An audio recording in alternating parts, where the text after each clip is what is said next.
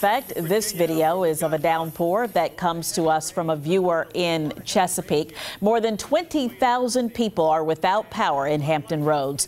And you're looking at a live picture on the road from our mobile weather lab. This is what Norfolk looks like right now on Compostela Road. And apparently there was an accident out there earlier, David. All right, Ed and Evan, where are you tracking the worst storms on the radar right now? Well, right now the worst storm is over parts of Chesapeake. That warning has expired that we had earlier for Pasquotank and Perquimans County, but we still have some big storms out there. We have a flood advisory. Let's take a look at the radar. Show you again what really sticks out is just that big bullseye of red right along the state line in southern Chesapeake, northern parts of Camden and Currituck County. And that's part of the same storm that moved out of North Carolina and is now crossing over the state line. You can see how these storms really fired up. They fired up over eastern portions of Perquimans County and worked their way eastward. Some big thunderstorms down along the northern coastline there of the Albemarle Sound as well. And we have a flood advisory that is in effect for parts of Norfolk, Portsmouth, and Virginia Beach, and even Chesapeake because of some of the heavy rain from the storm that was just sitting here for about a half hour, 45 minutes. You can see along 464 right there around the Portsmouth-Chesapeake city line. We have a radar estimate over 1.5 inches of rain. And where we see that heavy rain on some of these urban areas where there's poor drainage, we could see some of that flooding of those low-lying areas. And there are a couple other areas back around the swamp and over here towards Benefit as you're heading along Benefit Road and up towards Johnstown's Road in Chesapeake. About 1.5 inches of rain estimated there by radar as well. And this is where we see the biggest storm with a lot of lightning associated with it as well. Almost 750 lightning strikes just within the past half hour. That is working its way towards the north and east. Heavy rain over northern parts of Dare County. Some heavy rain back over portions of Bertie County. Here's southern Hertford County right through here. There's Harroldville and Coleraine as you're moving along 45 and 42 where they come together. So scattered showers and thunderstorms through the evening hours as this warm front lifts through. By say about 9 o'clock, I expect a lot of the activity to start to fall apart as we head past sunset. So still a few lingering showers this evening, but it's really the next couple of hours I will be watching for some of these strong thunderstorms rolling through. I'll have the rest of the forecast. Of course, a lot of events going on this weekend. Father's Day on Sunday. I'll have your 7-day forecast in a few minutes. All right, Evan, thanks. Police have tracked down and arrested a man in a homicide investigation. Officers arrested Akale Allen in connection to the shooting death of 17-year-old Deshaun Spencer. Allen is charged with second-degree murder and gang participation. This shooting happened on Wilson Road in April. Spencer died at the hospital from a gunshot wound.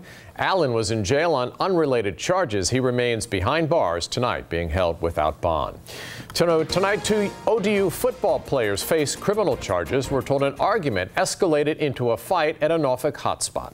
And we're talking about rising junior Devin Hannon and redshirt senior Manuel Mariarina. Anchor Regina Mobley joins us now with the detail. Well, today we learned this fight happened early Sunday morning at the Edge on Hampton Boulevard. 20-year-old Hannon and 22-year-old Mariarina both face assault and battery charges. Hannon is also charged with malicious wounding. That's a felony. Police tell us a 21-year-old and a 26-year-old man at the Edge were treated for non-life-threatening injuries. Now, this is video of Hannon, number 56. He's an offensive lineman for the Monarchs. According to ODU, he started all 13 games on the offensive line and helped the team rush for a school record of more than 2,500 yards. Mariarina played mostly on special teams. We reached out to the ODU Athletic Department about the players.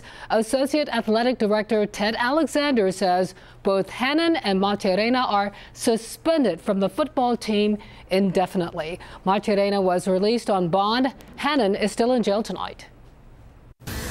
All right, Regina, thank you. No luck today for the people petitioning for a recall of suspended Norfolk Treasurer Anthony Burfoot. Burfoot is serving a 6-year prison sentence for felony corruption. Our Jacqueline Lee was in court today and has the latest. Jacqueline? Well, David, thousands of residents signed that petition to remove Anthony Burfoot from the city treasurer's office, but the judge decided not to proceed with the recall petition. This comes after the special prosecutor in the case asked him to do so. Early last year, John Hill helped file a recall petition to remove Anthony Burfoot from the city treasurer's office. There was a lot of delay used in this particular case, and we were highly disappointed. Disappointed that a judge wanted to hold off on a recall trial until Burfoot's federal criminal trial finished. More than a year later, the day to hear the recall petition finally came. But in court today, the special prosecutor argued the recall petition should be dropped because they didn't have enough evidence to win. I agree with them. They elected the wrong man to be treasurer, but the specific allegations of the petition would not prove an adverse impact on the operation of the office, and that would be fatal in any trial. Herring said the crimes were committed while Burfoot served on city council, not when he was Norfolk City treasurer. Herring also said the petition was moot because a judge has already removed Burfoot from office. They didn't have a case. Burfoot's attorney, Andrew Sachs, agrees with Herring and said they are aggressively appealing the criminal conviction. If they win, Burfoot could be reinstated as city treasurer. He wants to gain his freedom, of course, and then to the extent that his honor and his integrity are bound up in the office he was elected to, he wants to go out on those terms and not on terms where he's been forcibly removed. So to that extent, it's important that he clear his name. Today, the judge decided a non-suit is the most appropriate, meaning the recall trial will not move forward. We're accepting the court's decision to some degree, but we wanted the statute to be valid. And when I asked how Anthony Burfoot is doing, his attorney told me he is a strong man with a lot of faith and family, and that the support that he has received has boosted his morale. He also told me they are aggressively appealing the criminal conviction. Jacqueline Lee, 13 News Now. Still no free Wi-Fi in Norfolk's Park Place. Last May, we told you how the city planned to make this happen. The program was to kick off last fall, but more than a year later, there's still no free Wi-Fi. Instead, we're told the city is looking at different technology options. Erin LeBeau explains. Last year, the city of Norfolk announced that they would be bringing free Wi-Fi to the Park Place neighborhood here.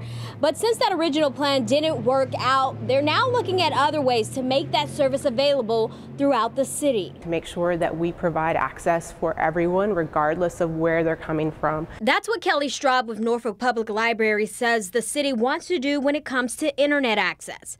Last year, the city announced a plan to bring free Wi-Fi to the Park Place neighborhood. Thousands of people were expected to benefit from the high-speed service. And it was good news to people we spoke to that live there. We have a ton of kids that live on my street, and a lot of them go to the library to use the computers. But now the city says their original plan would not work. So now they're considering other ways to bring public Wi-Fi to all neighborhoods. One way Straub says they plan to do that is by offering Wi-Fi cards for checkout at libraries. They're also retrofitting their bookmobile to travel throughout the city and offer Wi-Fi. And families who have kids in grades K through 12 and receive free or reduced school lunches can apply for Cox's Connect to Compete program.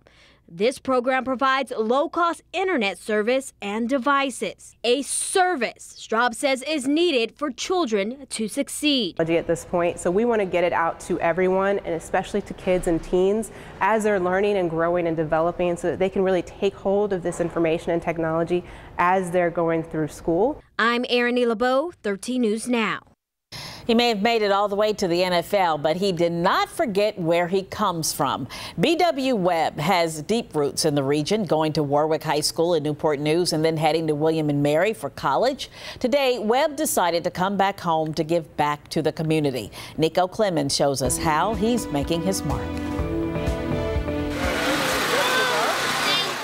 No matter where life takes him, Newport News, Virginia is and will always be home for BW Webb. The 757 is my heart, man. The Warwick High and College of William and Mary graduate is heading into his 5th season in the NFL.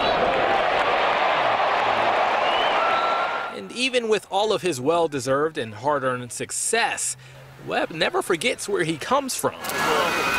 And that's why he's helping the Virginia Peninsula Food Bank kick off their summer food service program. It's one thing just to show the kids how we care on the field. We also want to show them that, we care for them as a person in general.